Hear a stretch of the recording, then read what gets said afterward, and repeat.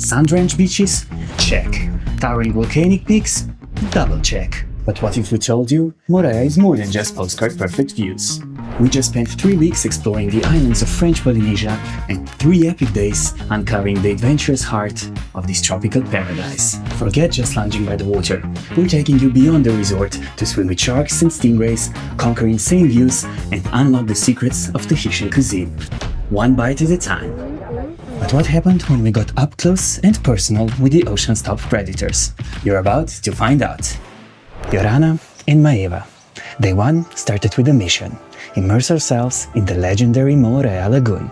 We booked a full-day tour and trust us, for the fastest adjustment into the island's way of life, this is the way to go. Finding the right provider is key, and we also recommend booking in advance. Depending on your dates, tours can fill up quickly. We locked in our trip with Albertours about a month ahead via email. They also scooped us up from our holiday home as a bonus. Maururu. Waiting for the adventure to begin, the air was filled with excitement. We got a taste of traditional Polynesian music, and even a quick tropical shower couldn't dampen our spirits. We were split into 2 groups, English speakers on our boat, ready for adventure. Our first stop, and arguably the most exhilarating, was swimming with the stingrays.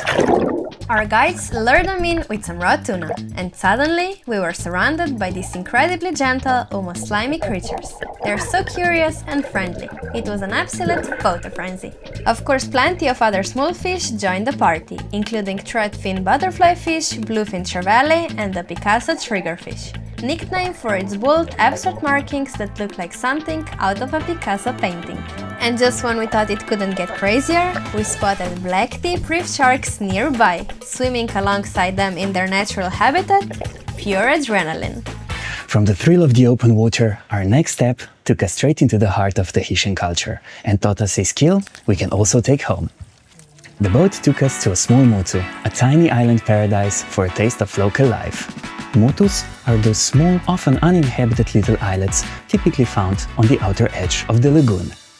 We learned to make the national dish of Tahiti, poisson cru, raw tuna fish marinated in lime juice and creamy coconut milk.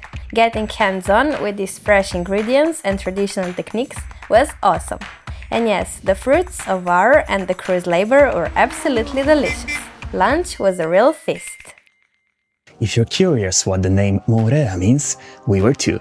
It comes from the Tahitian words mo'o, lizard, and rea, yellow. So together, yellow lizard. Yellow lizard. Yellow lizard.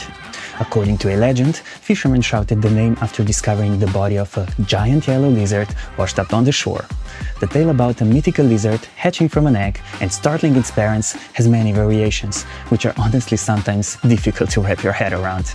But it reflects how Polynesian place names often come from myths and natural features. The cultural immersion didn't stop there. Our guide challenged Anya to a pareo tying demonstration. 6 different ways to tie this versatile piece of Polynesian wear. Seriously cool and a fun skill to bring home. Plus the chance to pick up a beautiful pareo right here. Of course I couldn't resist. We also got a masterclass in opening a coconut like a pro. Yes, the dance is mandatory. Fresh coconut water and sweet, fresh meat right from the shell. You can't beat that. Really delicious. Just before it was time to return, 2 more cultural gems were waiting for us. Learning traditional Ori Tahiti dance steps with simplified version for men, of course. And a mesmerizing fire dance performance by the one, the only Mr. Uro. Soaking in those panoramic views on our ride back, we kept an eye out for Moorea's legendary peaks.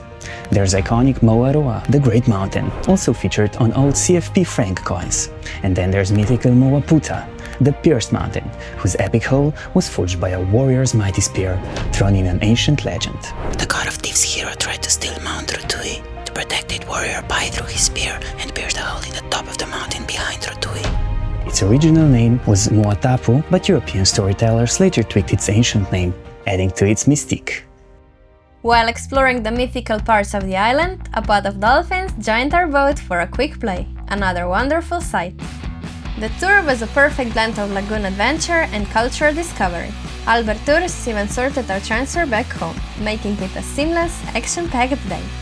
The first day was epic, but can we find the stingray spot again without a guided tour? And what's the deal with Moorea's most famous restaurant on its own tiny island? Let's find out in day 2. As you explore the islands, you'll notice Tahitian words spelled in different ways. That's because Polynesian languages were oral for most of their history. When European missionaries began writing them down, they often left out vowel lengths and glottal stops. Today, 2 main writing systems exist. One with the markings and one without, and both are accepted by different communities. It's time to hit the road and explore at our own pace. We highly recommend renting a car. It gives you the freedom to explore and chase those hidden spots. Our first stop, Letipanie Beach, and our mission, renting a double kayak to paddle around the lagoon and visit the stingrays and shark spot again. We hooked up with Deep Nautic right on the beach. Super friendly, and they pointed us exactly where to go. Pro tip, call a day or two ahead to reserve your kayak, especially during peak times. As a bonus, you also get access to this lovely beach that is otherwise reserved for the hotel guests only. Paddling through that crystal clear water, the sun on our backs, this is what Moorea is all about. We were on the lookout for those black tips again. And while the stingrays were shy this time, exploring the lagoon and snorkeling right off the kayak was fantastic. If you're planning your own French Polynesian adventure, check the description box below for a link to our full itinerary breakdown. It's packed with all the details you'll need to plan your perfect trip. All that paddling works up an appetite. Our lunch destination, the iconic Coco beach. Make a reservation online, it's a must. They have a shuttle boat from the parking area every half hour, which is super convenient. You pay for the shuttle at the restaurant. Or if you're feeling extra adventurous, you can paddle, sup or boat ride up. This place is worth the effort. The setting on its own motu is unreal. And the food? So fresh. We couldn't resist trying a fresh salad and poisson cru again. Gotta compare, right? Both were absolutely delicious with that incredible view as a backdrop. On your cruises around the lagoon and conveniently right next to the parking area and pickup location for the Coco Beach shuttle, you will undoubtedly pass an intriguing row of abandoned overwater bungalows, remnants of the once luxurious intercontinental Moorea resort. Closed during the pandemic to protect its sister hotels across French Polynesia, it now stands as a quiet reminder that even paradise isn't immune to the forces of the changing world. The only occupant remaining is the Moorea Dolphin Education Center. We tasted Moorea's ocean and its cuisine, but what happens when you visit a juice factory that also makes liqueurs? Your taste buds are about to get a surprise. Moorea. The afternoon stop was for a different kind of taste, the Rotui Juice Factory and Distillery. Free tasting, no reservation needed, just roll up and indulge. From refreshing tropical juices to some seriously tasty liquors, it's a great way to sample the local flavors produced right here on the island. Their shop is packed with goodies, perfect for souvenirs to bring back home or as a little treat for yourself. We couldn't end the day without another beach visit. Hauru Public Beach, or La Plage de Tiaura, is a local favorite and perfect for catching the sunset. There's a nice snorkeling spot here too. Keep an eye out for turtles. We weren't lucky this time, but we did stumble upon the ruins of the old Club Med resort, once an iconic place until it closed its doors in 2005. We stayed for sunset and watching those palm trees light up in the golden hour, absolutely magical. We thought we'd already seen Moorea's best views, but day 3 held an iconic viewpoint that literally offers 2 bays for the price of 1, and a local favorite food spot you have to try. Before we dive into the final day, a quick question for you. If you could only stay 1 day in Moorea, what's the absolute must-do activity you'd pick? Drop your vote in the comments below. Day 3, and we're starting with a view that will absolutely blow your mind. We drove up to the Belvédère lookout. And wow, Moorea's 2 iconic bays. On one side Oponuhu Bay, on the other Cook's Bay, split by the majestic Moau Rotui. Also known as Belvédère de Oponuhu, it's a photographer's dream, but honestly, just soaking in that magical vista is a reason enough to visit. Fun fact, Captain James Cook actually first dropped anchor in Oponuhu Bay in 1777, seeking supplies. The neighboring Cook's Bay was named later in his honor as a tribute to the legendary explorer's impact on this paradise. But what if we told you there's another incredible viewpoint hidden right above the iconic overwater bungalows? The colors there are unreal. For a delicious and easy refuel, you have to check out North Shore Poke and Smoothie Bar. It's conveniently located right across from Tahiamanu Beach. We grabbed tuna poke and acai bowl. Even a sudden shower couldn't stop us from devouring them in the car. The freshness and flavors were incredible. It's the perfect fuel for further explorations. Chasing the sun, we headed to the other side of the island, to the Toatea lookout. This spot offers the iconic view over the Sofitel bungalows and the breathtaking colors of the lagoon. Right below the lookout is the Maya Beach, a long stretch of public beach perfect for a walk, another dip or a nice snorkeling session. You can also get closer to the overwater bungalows or simply admire them from the water. The day was still young and we wanted to experience a beach with a more local vibe. Tahimano Beach is where it's at. The weather has cleared, so we gave the beach another shot.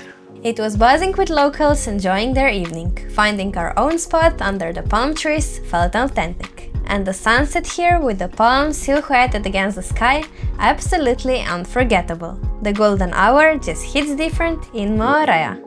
After all that adventuring, another question remained. Can we find the perfect local spot for a farewell feast, and can tasting of Tahitian cocktails live up to the hype? For our final Moorea feast, we went with a local recommendation, Moorea Grill. If you're craving some amazing grilled meat and fish, this is the spot. We gorged on mixed fish and meat skewers and grilled chicken. We couldn't resist to try their delicious cocktails, so margaritas and mai tais it is. Absolutely perfect end to an epic 3 days.